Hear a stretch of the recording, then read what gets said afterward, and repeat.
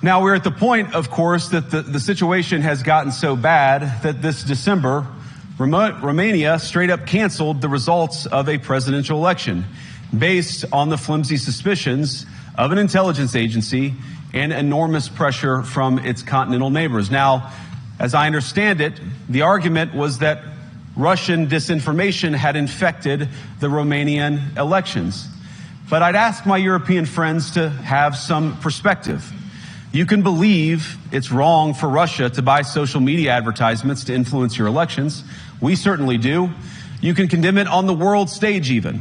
But if your democracy can be destroyed with a few $100,000 of digital advertising from a foreign country, then it wasn't very strong to begin with. Now, the good news is that I happen to think your democracies are substantially less brittle than many people apparently fear.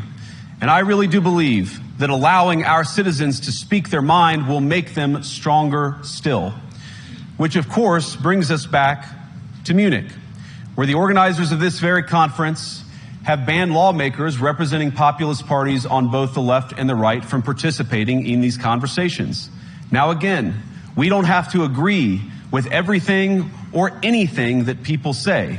But when when political leaders represent an important constituency, it is incumbent upon us to at least participate in dialogue with them.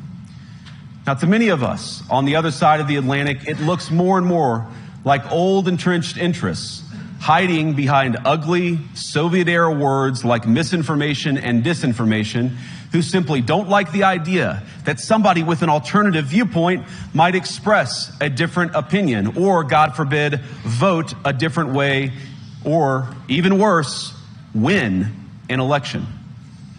Now, this is a security conference, and I'm sure you all came here prepared to talk about how exactly you intend to increase defense spending over the next few years in line with some new target. And that's great, because as President Trump has made abundantly clear, he believes that our European friends must play a bigger role in the future of this continent. We don't think, you hear this term, burden sharing, but we think it's an important part of being in a shared